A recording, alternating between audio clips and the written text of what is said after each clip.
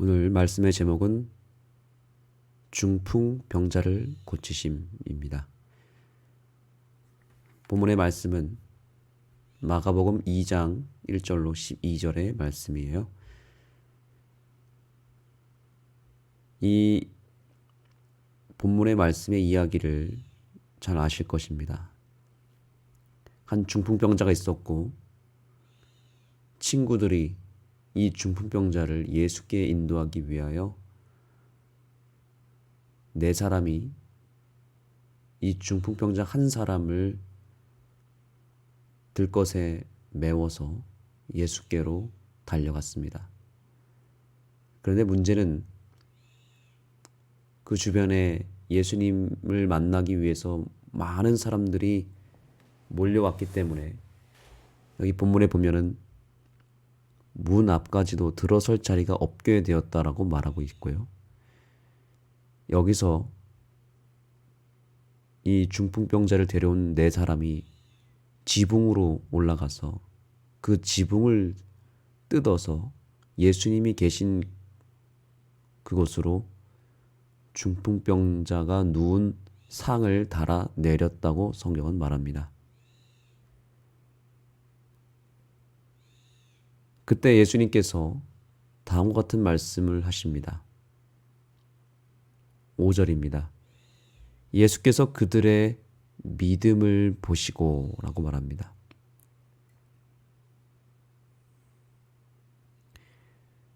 예수님께서는 믿음을 보셨습니다. 그런데 어떤 믿음을 보셨습니까?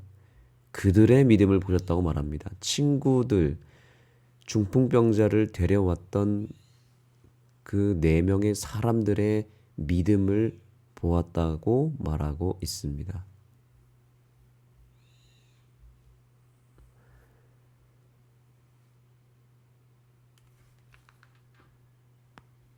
여기 본문의 말씀 가운데 저자는 이렇게 그 믿음을 이야기합니다. 예수님께서 그들의 믿음을 보셨다고 기록한다. 어떻게 믿음을 볼 수 있는가? 친구들의 믿음과 끈기가 행동으로 보이게 드러난 것처럼 사랑도 믿음도 행동을 통해 나타난다.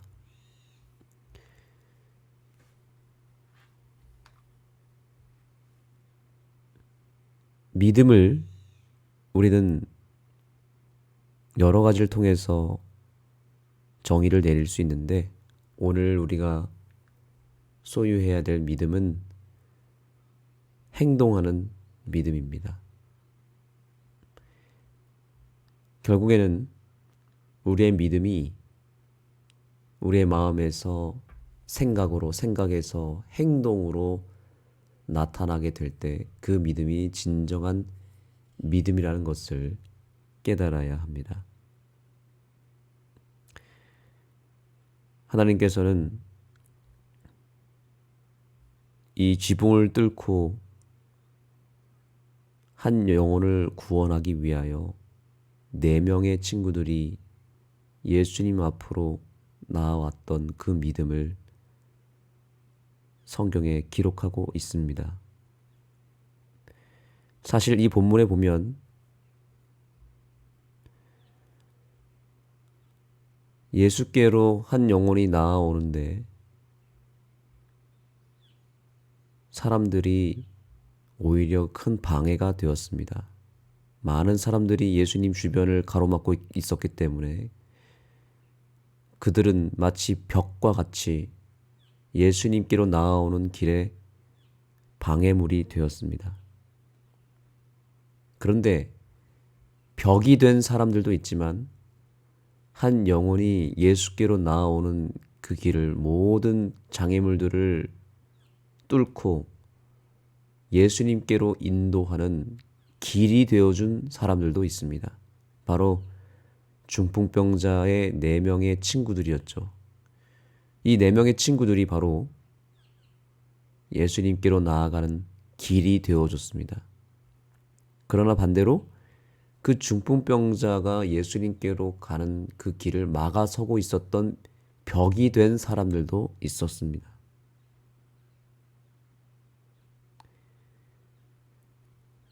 오늘 주님께서는 우리에게 물어보십니다. 과연 우리가 길이 되고 있는가 아니면 벽이 되고 있는가? 우리 스스로에게 던져야 될 질문입니다. 우리는 한 영혼이 예수께로 가는 길에 있어서 벽이 되고 있습니까? 아니면 길이 되고 있습니까? 오늘 주님께서는 우리가 길이 되기를 원하고 있습니다.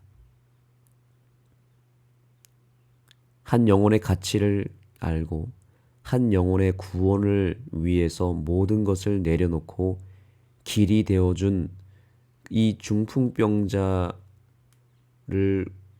사랑하는 4명의 친구들의 믿음을 주님은 기억하고 있고 바로 그 믿음을 보셨다고 말하고 있습니다.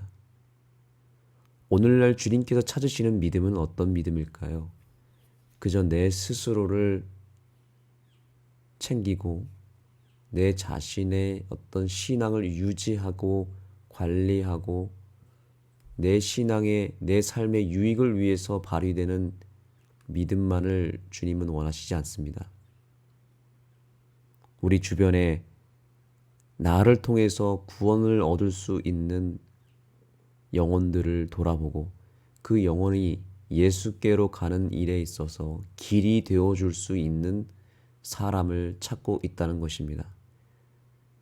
그래서 그 한 영혼을 구원하기 위해서 내 삶의 모든 것을 헌신하고 또한 내가 그 영혼을 예수께로 인도하기 위해서 많은 노력들을 하고 섬기고 봉사하고 희생하는, 그래서 예수님 눈에 발견되어지는 믿음을 찾고 있다는 사실입니다. 오늘 저와 여러분의 믿음이 그렇게 하나님께로부터 받은 사랑과 믿음을 내 주변에 있는 영혼들에게 나눠주고 또한 나눠주기 위해서 헌신하고 봉사하는 믿음이 되었으면 좋겠습니다. 우리들의 신앙이 누군가의 인생을 가로막는 벽이 아니라 누군가의 인생을 예수께로 온전히 인도할 수 있는 길이 되어주는 믿음이 되기를 간절히 소망합니다.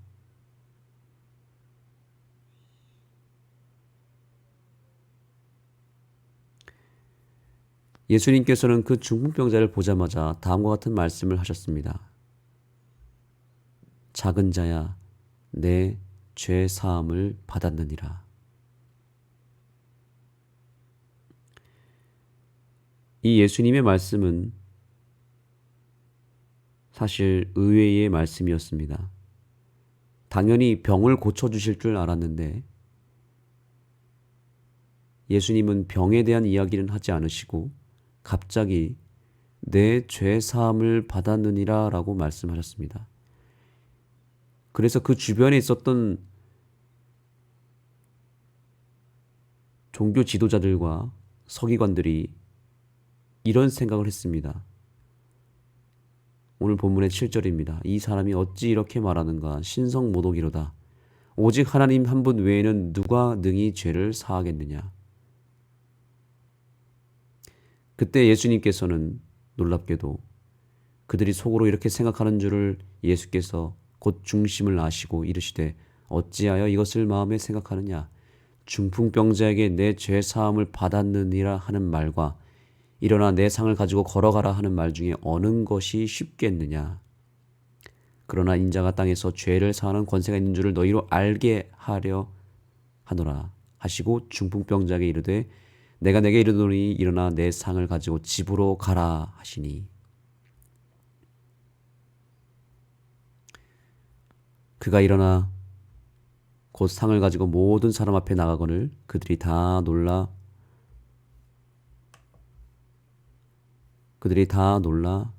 하나.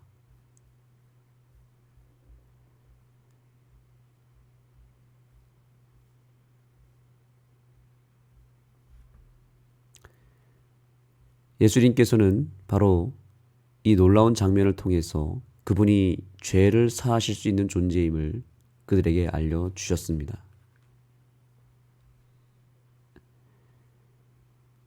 여기서 예수님은 작은 것에서 큰 것을 드러내는 전형적인 랍비들의 논증 방식을 사용하여 반대자들의 입장에서 그들에게 설명했다고 말하고 있습니다. 이것은 어떤 의미인가 하면 바로 이것입니다. 실제로 마비된 사람을 걷게 하는 것과 사람의 죄가 사해졌다고 말하는 것은 별개의 문제지만 예수님께서는 하나님의 능력으로 이 사람을 걷게 할 수 있다면 그의 죄를 용서하신다는 주장 또한 확신할 수 있게 된다. 즉 다시 말하면 중풍병자가 갑자기 걸을 수 있는 이 능력은 죄를 용서하는 것보다 훨씬 더 크고 더 큰 기적과 능력으로 보여졌을 것이기 때문에 예수님께서는 그 병을 고치심으로 말미암아 우리의 죄도 능히 고치시는 분이라는 것을 증거하기 원하셨던 것입니다. 예수님께서는 우리의 죄를 사하시는 능력을 보여주기 위하여 바로 중풍병을 고치심으로 말미암아 하나님의 능력을 온전히 드러낸 것입니다. 왜냐하면 사람들의 눈에 봤을 때는 중풍병을 고치는 것이 훨씬 더 커 보였기 때문입니다. 바로 그것을 고치심으로 말미암아 더 궁극적인 죄를 사하는 능력도 함께 증거하게 된 것입니다.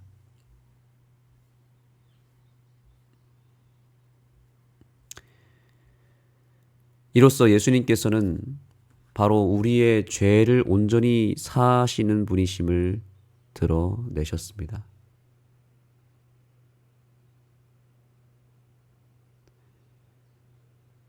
예수님은 자신 앞에 누워있는 중풍병자의 근본 문제가 중풍병이 아니라 죄라는 사실을 바로 지적한 것입니다. 그런데 예수님께서는 왜 죄의 문제를 그토록 심각하게 보셨을까요? 왜냐하면 죄가 하나님과 인간 사이를 갈라놓은 높은 장벽이 되기 때문입니다. 즉, 죄의 문제가 해결되지 않으면 하나님과 우리 사이의 관계가 단절된다는 사실입니다. 그러므로 죄의 문제를 해결하여 하나님과의 관계를 회복하는 것은 우리 인간에게 가장 시급한 과제입니다. 이 근본 문제가 해결되지 않고서는 우리의 인생에서 더 이상의 발전과 성장은 기대할 수가 없습니다. 모든 복과 은혜의 근원이신 하나님과의 관계가 막혔는데 어떠한 복과 성공을 기대할 수 있겠습니까? 그럼에도 불구하고 우리는 이 근본 문제는 외면한 채 엉뚱한 곳에 온통 관심을 쏟고 있습니다. 당장 내 병이 낫는 것이 우리는 시급하게 생각합니다. 내가 먼저 복을 받고 내 어떤 현실의 문제가 해결되는 것이 더 중요하다고 생각합니다. 그러나 이것은 밑빠진 독에 물 붓기와 다름없습니다. 우리가 아무리 뼈 빠지게 고생하고 노력해도 하나님과의 관계 회복이라는 이 근본 문제가 먼저 해결되지 않으면 우리의 허다한 노력과 고생도 아무런 소용이 없다는 것을 기억하셔야 합니다. 그래서 우리 주님은 항상 두 가지를 치료하십니다. 근본 치료를 하시고 현상 치료를 하십니다. 중풍병자에게 있어서 근본 치료는 중풍병을 낫게 하는 것이 아니라 그의 죄 문제를 해결하는 것이 훨씬 더 중요했기 때문에 주님은 내 죄가 사해졌다고 말씀한 것입니다. 결국 하나님과의 관계 문제가 먼저 해결되면, 죄 문제가 먼저 해결되면 그에 따르는 현상도 함께 치료가 된다는 원리입니다. 그래서 우리는 오늘 이 아침에 중풍병자처럼 우리의 어떤 인생의 질병을 가지고 주님 앞에 왔겠지만 주님은 오늘 우리에게 이렇게 말씀하십니다. 내 죄사함을 받았느니라. 우리의 죄를 먼저 해결하기를 원하시는 주님의 마음을 우리가 느꼈으면 좋겠습니다. 주님은 죄 문제를 먼저 해결하기를 원하십니다. 그 죄의 문제를 먼저 해결하기만 한다면 그 죄 문제로 인해서 발생한 모든 인생의 다양한 문제와 아픔과 고통들을 주님께서는 단번에 해결하실 것입니다. 그러므로 우리는 오늘 주님 앞에 우리의 죄를 가지고 나아가야 합니다. 우리를 정말 용서하시기를 원하시고 우리의 인생의 문제도 함께 해결하기를 원하시는 그 주님 앞에 나아갈 때 우리는 먼저 죄 문제를 해결해야 합니다. 이 남자는 무엇보다 육신의 문제가 해결되기를 원했다. 그러나 그가 예수님 앞에 왔을 때 그분이 먼저 하신 말씀은 죄 용서에 관한 것이었다. 오늘 주님은 먼저 우리에게 우리의 죄를 용서하시기를 원하시는 그 사실을 먼저 인정하게 되기를 간절히 소망합니다. 근본 문제를 해결하면 현상에 대한 모든 문제들도 함께 단번에 해결될 것입니다. 우리의 육신의 문제는 근본적인 문제가 해결되면 함께 해결됩니다. 오늘 주님께서 우리의 죄를 용서하기를 원하시고 우리의 죄를 깨끗게 하기를 원하십니다. 그래서 오늘 이 아침을 통하여 우리의 모든 쌓여졌던 죄의 문제가 완전히 깨끗함을 입는 귀한 아침이 되기를 예수님의 이름으로 축복합니다. 기도하시겠습니다. 하나님 감사합니다. 오늘 우리는 주님 앞에 다시 서 있습니다. 우리의 여러 육신의 문제가 존재하고 있습니다. 우리가 그러한 문제로 인해서 무기력하게 되어서 마치 중풍병자처럼 주저앉은 인생이 되었고 실패한 인생이 되었고 또 온갖 무거운 삶의 짐으로 말미암아 일어서지 못하는 우리들의 인생을 보게 됩니다. 주님께서는 오늘 우리에게 그 모든 문제의 근원이 되는 죄를 해결하고자 우리 앞에 오셨음을 믿습니다. 주님의 약속을 믿고 붙잡고 우리 인생의 모든 죄 문제를 주님 앞에 다 내어놓고 완전히 회복되고 일어서는 삶이 되게 하여 주옵소서. 우리의 모든 죄를 이 시간 단번에 해결하여 주시고 이로 인하여 우리가 우리의 자리를 들고 일어서는 이 아침이 되게 하여 주옵소서. 우리의 삶의 현실의 문제를 뚫고 일어나서 주님 앞에 온전히 나아갈 수 있는 우리 모두가 되게 하여 주옵소서. 예수님 이름으로 간절히 기도드립니다. 아멘. 이제 기도의 시간을 갖겠습니다. 오늘 우리는 예수님 앞으로 나왔습니다. 주님께서는 우리의 죄를 다 해결하기를 원하십니다. 주님과 나 사이에 막힌 그 무엇이 있다면 주님 앞에 간구하시고 오늘 진정한 회복을 경험하게 되기를 간절히 소망합니다. 개인 기도하도록 하겠습니다.